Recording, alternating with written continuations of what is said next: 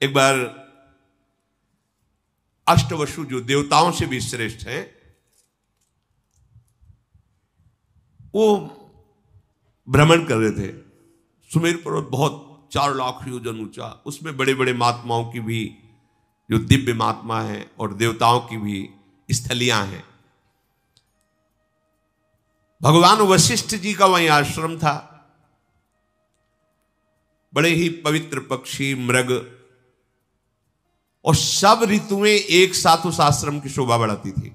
यहां वर्षा ऋतु तो यहां ग्रीष्म ऋतु तो यहां शिशिर ऋतु, ऐसा उस वशिष्ठ जी महामहिम ज्ञानी महापुरुष 6 ऋतुएं आश्रम में शोभा बढ़ा रही थी। इतना विशालकाय आश्रम के अलग अलग ऋतुओं की शोभा अलग अलग उपवन में थी। किसी बगीचे में वर्षा ऋतु की शोभा हो रही, किसी में बसंत ऋतु की, ऐसे स्वादिष्ट फल मूल जल की पूर्ण सुविधा।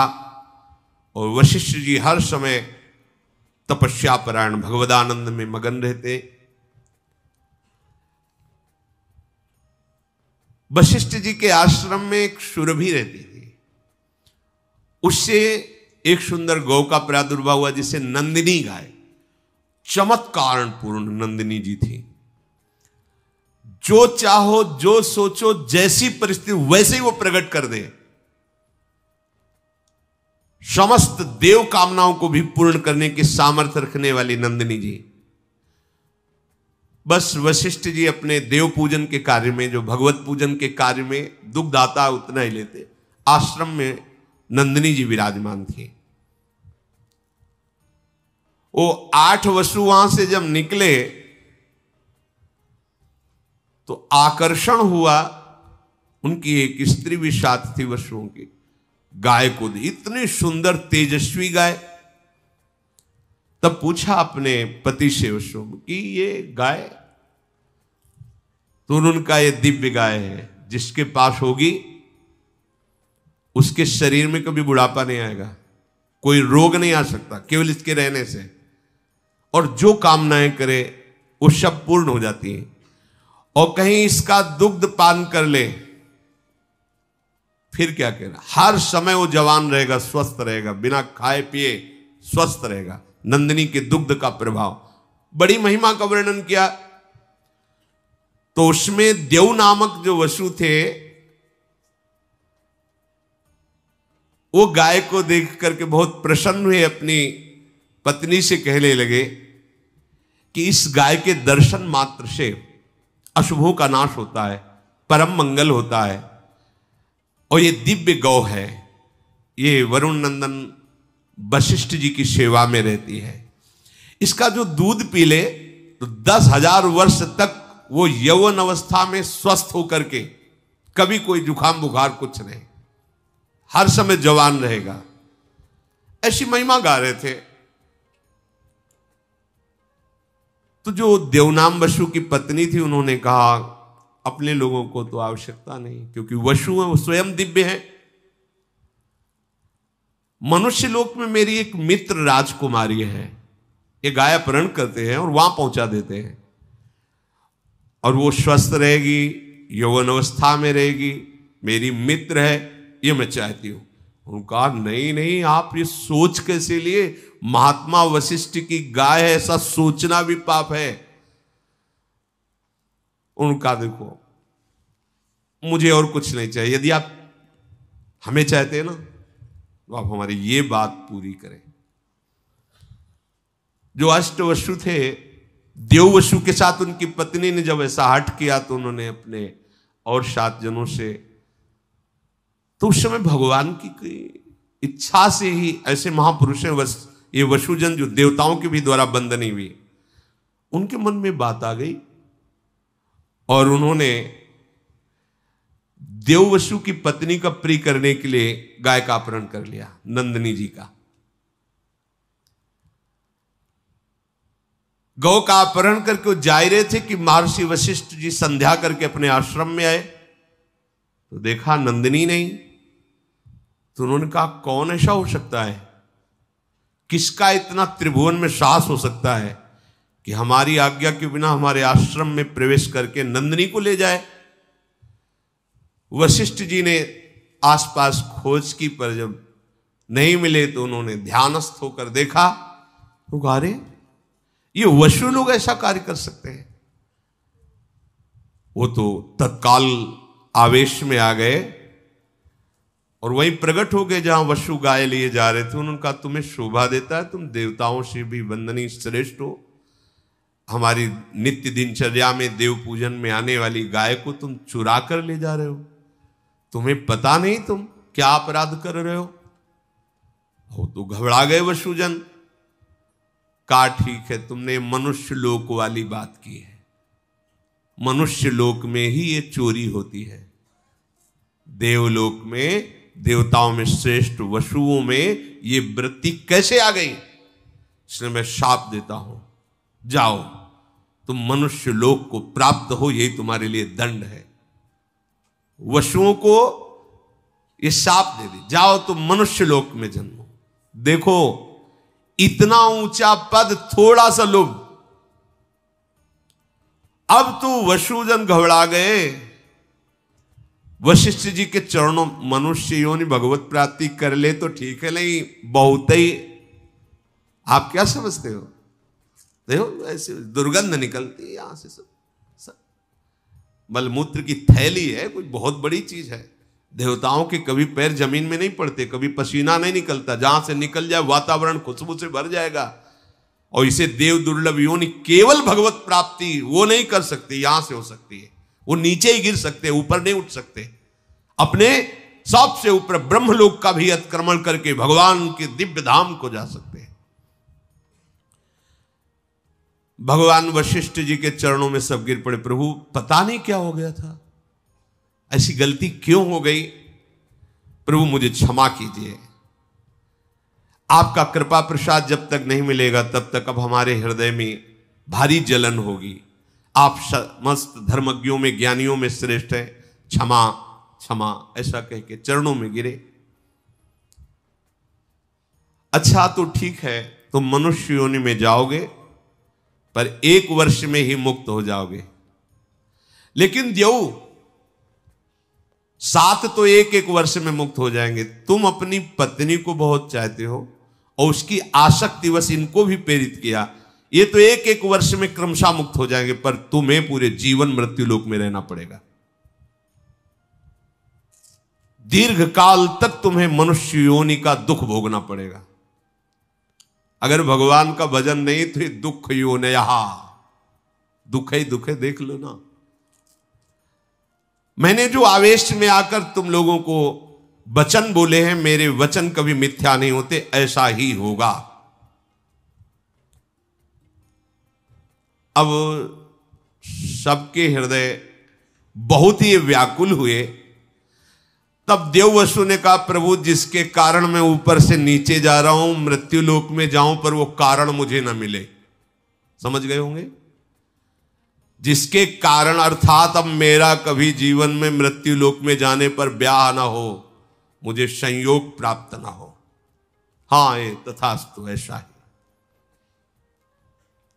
अब विचार किया कि मेरी मां कौन बन सकता है, वशुओं को गर्भ में धारण कर सके ऐसी कौन साधारण स्त्री थोड़ी हो सकती, मेरा पिता कौन बन सकता है। तब विचार किया कि अगर मेरी मां बनने की सामर्थ्य है तो भगवती गंगा जी में है। तो अष्टवशुओं ने गंगा जी का स्तवन किया, ध्यान किया। गंगा जी प्रकट हुई, उन्होंने कहा, मां हमें भगवान वशिष्ठ का शाप प्राप्त हुआ है कि जाओ तुम मृत्यु लोक में मनुष्य योनि को प्राप्त हो। कोई भी मनुष्य लोक की स्त्री इतनी सामर्थ्य नहीं रखती कि मुझ वशुओं को अपने गर्भ में रख सके, इसलिए आपको हमारे ऊपर कृपा करनी होगी और आप मेरे लिए इतना कि आप मुझे अपने गर्भ में धारण करें। पर मां, मुझे गर्भ में पहुंचाने वाला पिता भी कोई मनुष्य नहीं हो सकता। अब आप चयन करें मेरा पिता कौन होगा। जब गंगा जी से ऐसी प्रार्थना की और गंगा जी ने कहा कि तुम 8 को मैं गर्भ में धारण करूंगी और वशिष्ठ जी की आज्ञा के अनुसार एक को 7 को मुक्त कर दूंगी 1 वर्ष में, पर 1 को रखूंगी। तुम्हारे पिता का चयन मैं करूंगी और तुम्हें संबोधन भी कर दूंगी। गंगा जी मुख्यतया ब्रह्मलोक में ही विराजमान, ब्रह्मा के कमंडल में, जो भगवान वामन का चरणोदक उन्हीं से। एक महाभिष नाम के प्रसिद्ध राजा इक्ष्वाक वंश में हुए थे। उन्होंने 1000 अश्वमेध, 100 अश्वमेध करने वाला यज्ञ, वो इंद्र पद का अधिकारी होता है।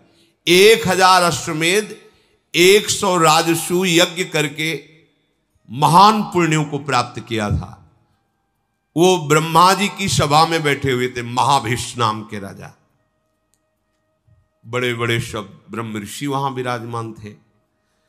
इसी समय भगवती गंगा जी पधारी उस सभा में, और हृदय में बात थी वसुओं को गर्भ में धारण करने वाले पिता का चयन। वायु भगवान को गंगा जी ने इशारा किया कि हमारी जो आंतरिक चिंतन वृत्ति उसके अनुसार व्यवस्था करो। तो वायुदेव ने गंगा जी का ऊपरी वस्त्र थोड़ा सा हटाया। जो हटाया तो ब्रह्मा जी समेत समस्त ब्रह्म ऋषियों ने सर झुका दिया। लेकिन महाभिष देख ही रहे थे। गंगा जी अपार सौंदर्य, गौरांग वदन। ब्रह्मा जी ने दृष्टि डाली, समस्त देवता ब्रह्म ऋषि सब सर झुकाए हुए हैं, लेकिन महाभिष गंगा जी को देख रहे हैं और गंगा जी महाभिष को देख रहे हैं। भगवान ब्रह्मा ने कहा, तुम दोनों ने ब्रह्मलोक की मर्यादा का तोड़ दिया। ऐसा कैसे हो सकता है कि देवी गंगा पधार रही और तुम सर ऊंचा करके देख रहे हो? जाओ, मृत्यु लोक को प्राप्त हो, तुम यहां रहने के अधिकारी नहीं। और गंगा जी से कहा कि तुम्हारी दृष्टि इन पर क्यों गई, इसलिए तुम भी मृत्यु लोक में जाओ और इनका वर्ण करो।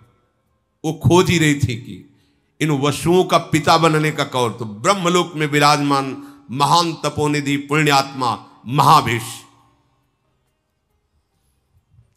जब ब्रह्मा जी ने गंगा जी को और महाभिष को ऐसे वचन कहे जिनको शास्त्रीय भाषा में शाप कहा जाता है, राजा महाभिष बड़े ही तपस्वी तेजस्वी थे। इनके पिता हुए प्रतीप, और ये पुत्र रूप में उनसे जन्मे जिनका नाम महाराज शांतनु पड़ा। ये बचपन से इतने सिद्ध महापुरुष थे कि जैसे कोई बूढ़ा जा रहा छू ले, वो तत्काल लकड़ी फेंक दिया, जवान हो गया। महान गंगा जी के पति बनेंगे। गंगा जी जिनको भगवान महादेव जी माथे पे धारण किए हुए हैं।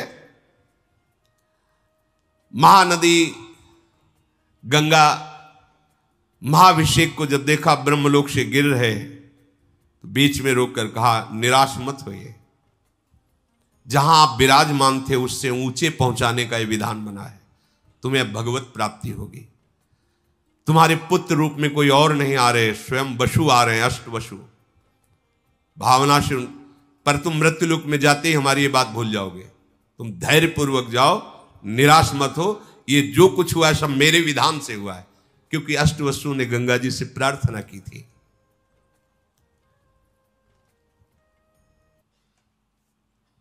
भगवान के मार्ग और पुण्य तपस्या के मार्ग में बड़ा अंतर है।